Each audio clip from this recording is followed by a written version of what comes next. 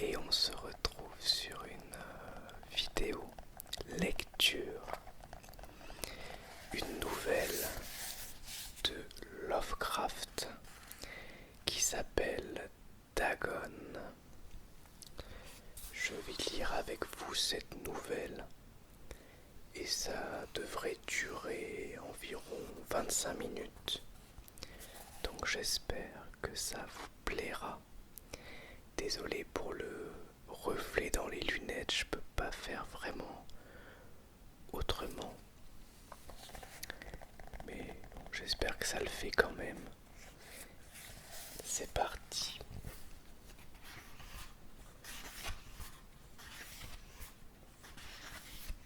On commence. C'est sous l'emprise d'une grande tension que j'écris ces mots, puisque cette nuit sera ma dernière. Sans le sou, je suis au bout de mes réserves de drogue. Cette drogue qui, seule, peut me rendre la vie supportable. Je ne saurais endurer plus longtemps cette torture. Je vais donc me jeter dans la rue sordide depuis la fenêtre de ma mansarde. Ne croyez pas, parce que je suis l'esclave de la morphine, que je sois faible ou dégénéré. Lorsque vous aurez lu ces pages griffonnées à la hâte, vous comprendrez peut-être, bien qu'il vous soit impossible d'appréhender l'entière vérité. Pourquoi, à défaut d'oublier, je dois mourir.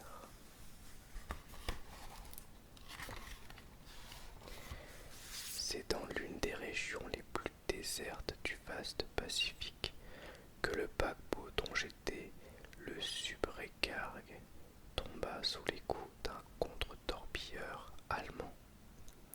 La Grande Guerre commençait à peine et les forces navales ennemies ne s'étaient pas encore abaissées à la barbarie qui finirait par les caractériser.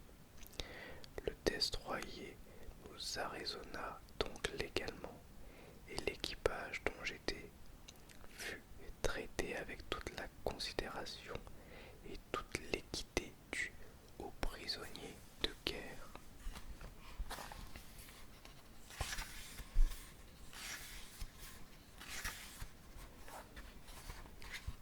D'ailleurs, nos geôliers se montrèrent si tolérants que 5 jours seulement après notre capture, je parvins à m'échapper seul sur un petit bateau avec d'abondantes provisions d'eau et de vivres. Lorsque je fus libre et suffisamment loin, je me rendis compte que je n'avais aucune idée de l'endroit où je me trouvais.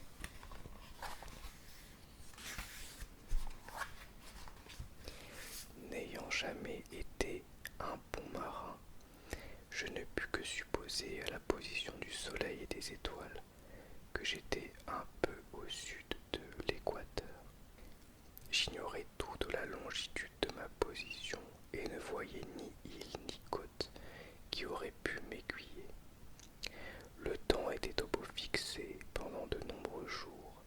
Je voguais sans but, sous un soleil de plomb, espérant croiser un navire ou échouer sur les rivages de quelque terre habitable.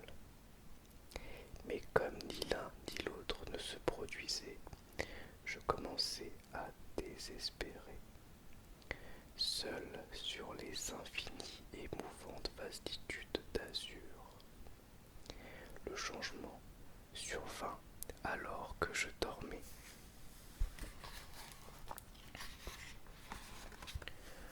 Je n'en connaîtrai jamais les détails, car malgré un sommeil troublé et infesté de rêves, je tardai à me réveiller.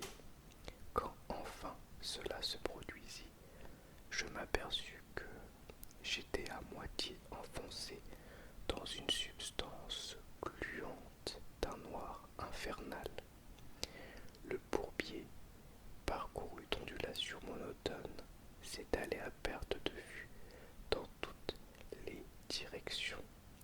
J'aperçus mon bateau enlisé à quelque distance.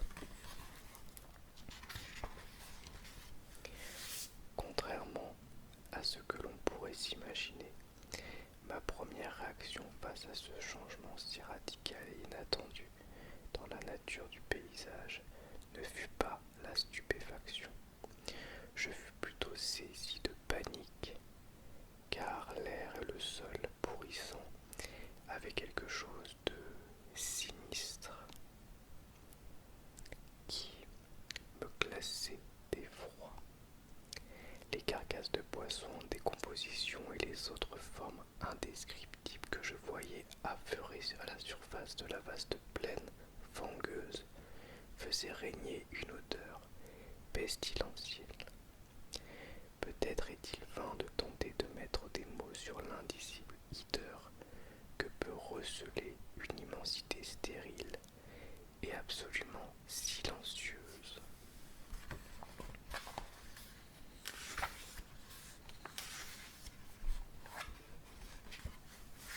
Il n'y avait rien à écouter, ni rien à voir, à part une infinie étendue de vases noirs. Et cependant, l'immobilité et l'uniformité du paysage firent naître en moi une peur si oppressante qu'elle me donnait la nausée. Le soleil flamboyait dans un ciel cruel qui me semblait presque noir, tant il était dénué de nuages. J'avais d'ailleurs l'impression d'y voir se refléter le marais d'encre qui s'étendait sous mes pieds. Tout en me traînant pour regagner mon bateau échoué, je compris qu'une seule théorie pouvait expliquer la situation dans laquelle je me trouvais. Quelques bouleversements volcaniques sans précédent avaient dû faire remonter à la surface un morceau de plancher océanique, exposant par là même des régions cachées sous d'insondables profondeurs aquatiques durant des millions et des millions d'années.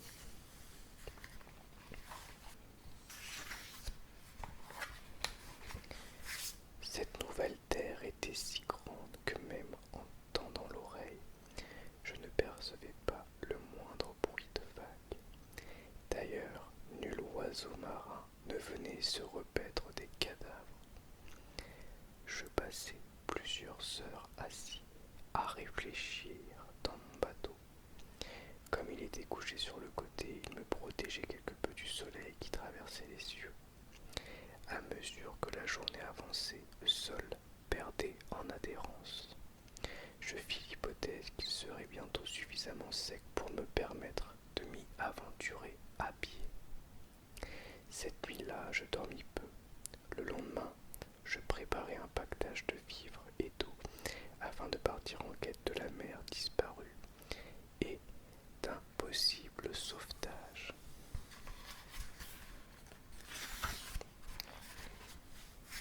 Le troisième matin, le sol était suffisamment sec pour que je puisse le fouler sans difficulté.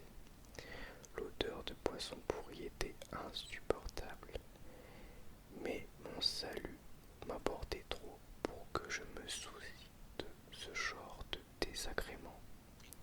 Je partis donc pied en tête vers une destination inconnue. Je marchai toute la journée en direction de l'ouest, guidé par un lointain monticule qui paraissait être le point culminant de ce désert ondoyant. La nuit venue, je campai, puis, lorsque le soleil se leva, je repris ma route vers le tertre, même s'il me semblait à peine plus proche qu'au premier jour. Le quatrième soir, j'atteignis le pied de la colline, qui s'avérait bien plus haute qu'elle ne m'était apparue de loin, car une vallée s'étendait en travers de mon chemin, ce qui accentuait le relief du tertre par rapport au reste de la surface. Trop fatigué pour entamer l'ascension, je dormis à l'ombre de la colline.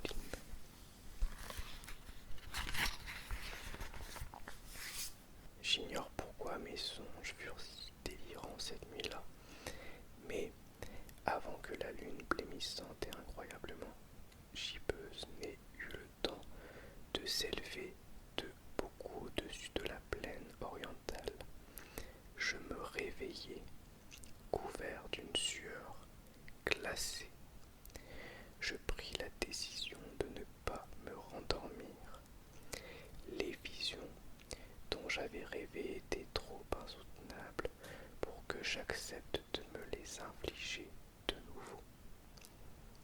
Et à la lumière de la lune, je vis combien j'avais été imprudent de voyager de jour. Sans ce soleil aveuglant et brûlant, l'expédition m'aurait coûté moins d'énergie. Je me sentais d'ailleurs en état de faire l'ascension qui, quelques heures seulement auparavant, m'avait semblé impossible. Après avoir ramassé mon paquetage, je me dirigeais vers la crête de la colline.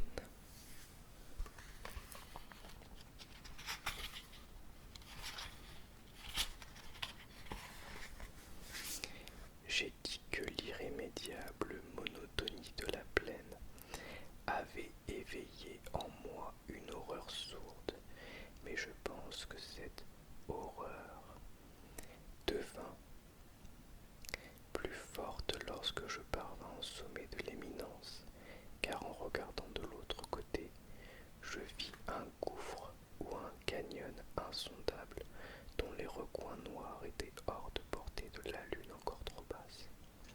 J'avais l'impression de me trouver au bord du monde et de contempler un chaos sans fond où régnait une nuit éternelle. Étrangement, malgré ma terreur, je me rappelais des passages du paradis perdu, en particulier Satan escaladant les horribles parois brutes du royaume des ténèbres.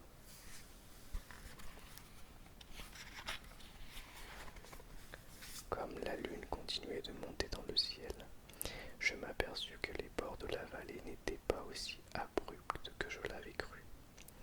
Saillies et autres affleurements rocheux permettaient une descente relativement aisée, et au bout de quelques centaines de pieds, la pente devenait beaucoup plus douce. Poussé par une impulsion indéfinissable, je descendis la paroi avec difficulté, puis, arrivé sur la pente moins dangereuse, je scrutai les profondeurs stygiennes où aucune lumière n'avait jamais pénétré. Tout à coup, un objet gigantesque et singulier qui se dressait sur la pente opposée, à environ 100 mètres de moi, attira mon attention. Un objet blanc sur lequel se reflétaient les rayons de la lune, désormais assez haute pour l'éclairer. Je fus vite convaincu qu'il s'agissait simplement d'un énorme bloc de pierre, et j'avais la nette impression que sa silhouette et sa position n'étaient pas tout à fait naturelles.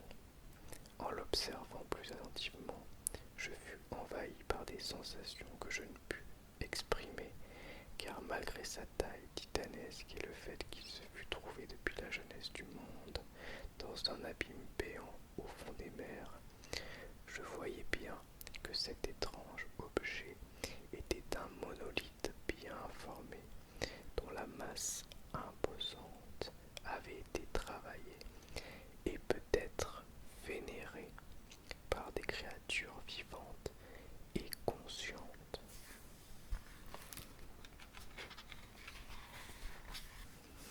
À la fois stupéfait et effrayé, mais non sans ressentir le frisson du scientifique ou de l'archéologue au moment de la découverte, j'examinai plus attentivement les alentours. La lune, désormais proche de son zénith, brillait bizarrement, crûment au-dessus des hauts escarpements qui bordaient la crevasse. Elle révéla la présence d'un cours d'eau perdu sur ses méandres soustrayés à la vue à droite comme à gauche, mais dont les flots arrivaient presque au niveau de mes pieds. De l'autre côté de la crevasse, les vaguelettes léchaient la base du monolithe cyclopéen, à la surface duquel je distinguais à présent inscriptions et bas-reliefs rudimentaires. Les écritures de type hiéroglyphique m'étaient inconnues. Je n'avais jamais rien rencontré de semblable dans les livres.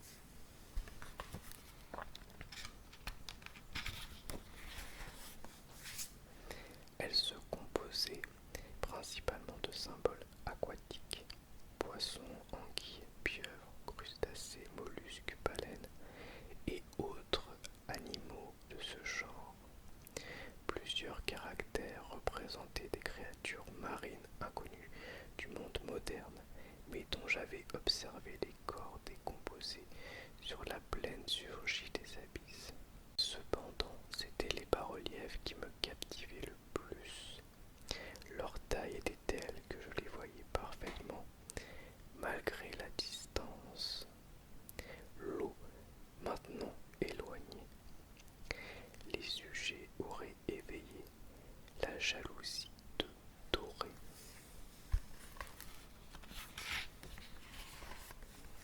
Je pense que ces choses étaient censées représenter des hommes, ou en tout cas des sortes d'hommes, même si les scènes montraient les créatures folâtrant tels des poissons dans les eaux de quelques grottes sous-marines, ou en pleine cérémonie dans un sanctuaire monolithique, reposant lui aussi au fond des mers. Je n'ose décrire en détail leur visage ou leur forme, car au seul souvenir de ces images, je me sens sur le point de défaillir, d'une laideur dépassant l'imagination d'un Poe ou d'un Bulwer Lytton. Elles avaient une allure générale odieusement humaine, malgré leurs pieds et mains palmés, leurs lèvres étonnamment charnues et molles, leurs yeux vitreux et globuleux, et d'autres traits plus déplaisants encore.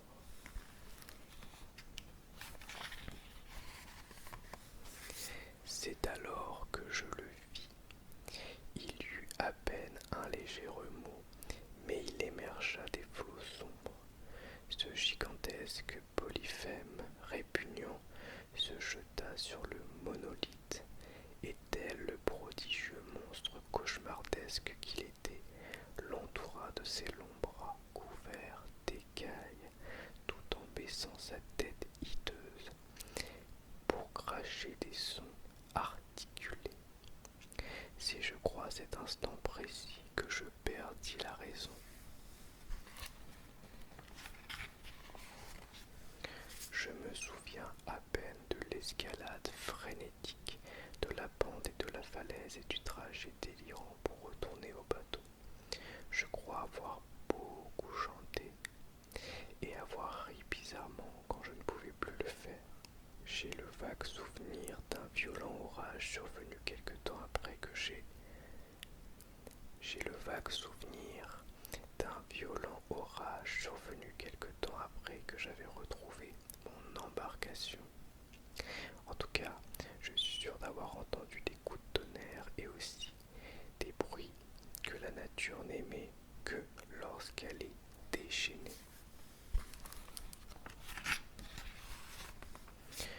Quand je sortis des ténèbres, je me trouvais dans un hôpital de San Francisco où m'avait déposé le capitaine du bateau américain qui m'avait trouvé en pleine mer. Dans mon délire, j'avais beaucoup parlé, mais on avait peu prêté attention à ce que j'avais dit. Mes sauveteurs n'avaient entendu parler d'aucun tremblement de terre dans le Pacifique. Je n'insistais pas. À quoi bon leur raconter mon aventure quand je savais que jamais ils ne me croiraient? Un jour, j'allais voir un célèbre ethnologue qui s'amusa de mes drôles de questions concernant l'antique légende philistine de Dagon, le dieu poisson. Toutefois, m'apercevant vite que j'avais affaire à un homme désespérément conventionnel, je coupai court.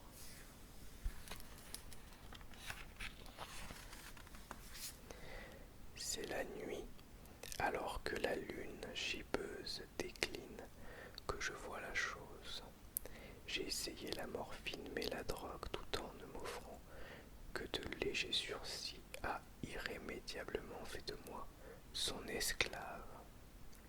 Je dois donc en finir à présent que j'ai raconté toute mon histoire pour avertir mes contemporains. Peut-être se riront-ils de moi. Je me demande souvent si tout cela n'est pas un rêve pur et simple. Et si je n'ai pas été sujet à un délire fébrile alors que j'étais au soleil dans mon canot après mon évasion. Je me pose la question, mais la réponse me vient toujours sous la forme d'une vision horriblement réaliste.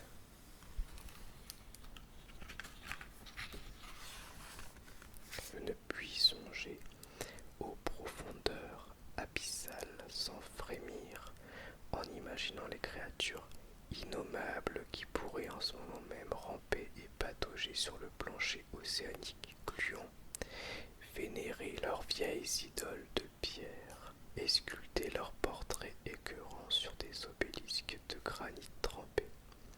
Je rêve qu'un jour elles sortiront des flots pour entraîner dans leurs griffes pestilentielles les misérables restes de l'humanité affaiblie par les guerres, du jour où les terres s'enfonceront et où le fond sombre des mers s'élèvera dans un chaos universel.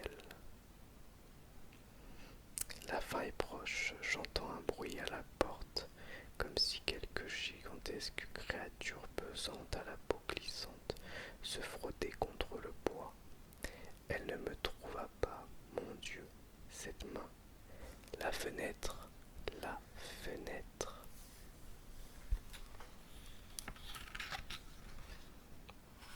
Fin du récit. Je vous montre quand même une des illustrations. La dernière du récit. Voilà. J'espère que cette lecture vous aura plu et je vous dis à bientôt pour une nouvelle vidéo ASMR. Au revoir. Merci à tous.